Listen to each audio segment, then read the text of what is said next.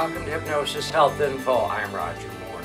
You know, over the years as a counselor and hypnotherapist, I've been surprised and actually appalled at the casualness that people take sleeping pills. Like it's no big deal to get a sleeping pill. I've heard from people on multiple occasions about how they were going on a red-eye flight and they went to their doctor and asked their doctor for a sleeping aid, and the doctor wrote them a prescription for a sleeping pill, and they took that sleeping pill so they could sleep on the airplane. And it just surprises me that somewhat that the medical community would just casually write prescriptions, but more so that people would so casually approach something like that and put these chemicals in their body. And you know, there are so many alternatives to taking prescription sleeping aids, and things like relaxation techniques and hypnosis and other techniques that I teach people that come in for sleep disorders and have proven to be very successful over the years. And yesterday, which was February 27th of 2012, there was a report in WebMD that was titled "Sleeping Pills Called Risky as Cigarettes." And the study linked sleeping pills to 4.6-fold higher death risk. A provocative new study finds that people who take prescription sleeping pills, even once in a while, have a higher death risk than non-users.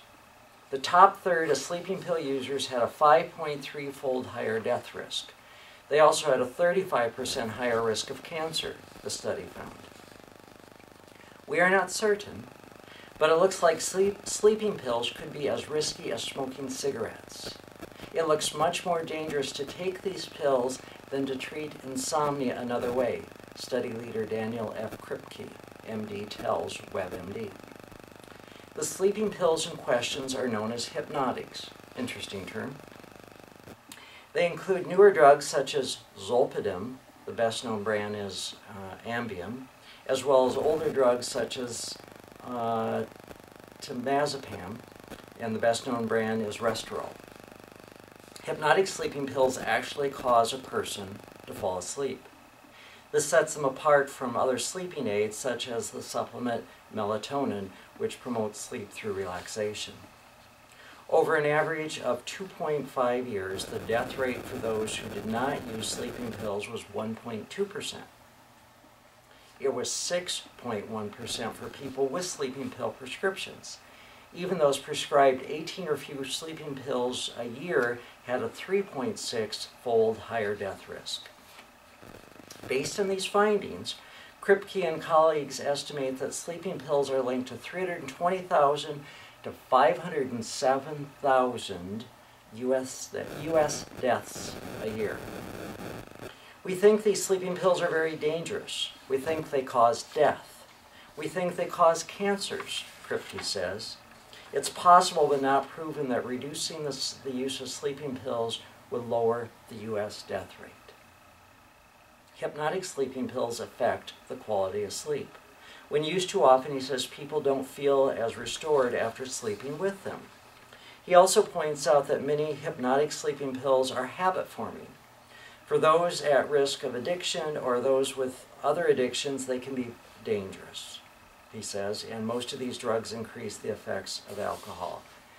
It may sound surprising, but sleeping pills are not the best way to treat insomnia. The drugs clearly help people with short-term trouble getting to sleep, but for the most part, insomnia sufferers, they are not the answer.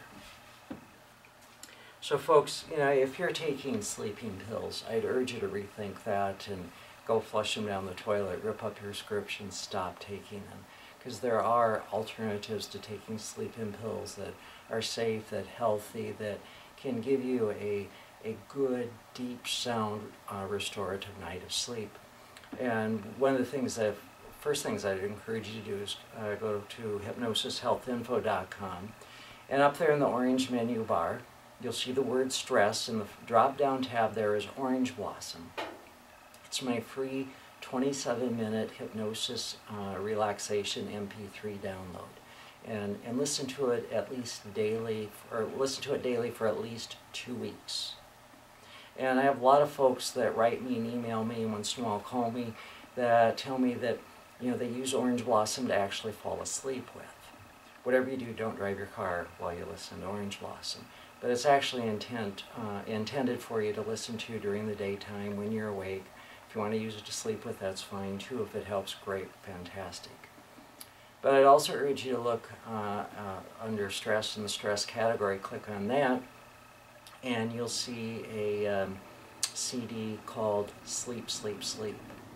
And what that is my sleep CD. Or you can also get it as an MP3 download. And in my blog post that goes with this video, I'll have the link to Sleep, Sleep, Sleep.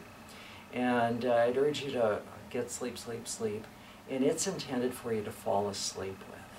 So if you crawl in bed and can't go to sleep, or you wake up in the middle of the night, can't go back to sleep, put on Sleep, Sleep, Sleep and listen to it, or put in your earbuds and listen to it, and just fall asleep listening to Sleep, Sleep, Sleep. There's a number of other tools and techniques that I can teach you that will help you to relax, that will help you to just shut off the mind chatter and to relax your body, and to allow you to quickly and easily enter into a deep state of restorative sleep. So if you're struggling with insomnia, or if occasionally you think that you need a sleep aid to help you with a red-eye flight or something, give me a call at 206-903-1232, or send me an email, roger@hypnosishealthinfo.com. And you can come into my office here on Bainbridge Island or over in Seattle. Or if you live too far away, then give me a call, send me an email, and we can set up Skype and internet sessions, telephone sessions, where you can learn the skills for sleep that will allow you to fall quickly and easily asleep, to sleep soundly, restfully through the night, awaking in the morning having had a night of restorative sleep. And that's really what it's all about. Quick, easy, deep, sound, restorative sleep. Waking up relaxed, refreshed, excited, rejuvenated, just ready to take on the new day. So give me a call, send me an email, let me know how to support you if you're struggling with sleep issues. But for goodness sakes, talk to your doctor about the risks of taking sleep aids, and is it really worth it to your health when there are other alternatives that are safer and healthier. I'm Roger Moore, and this is Hypnosis Health Info.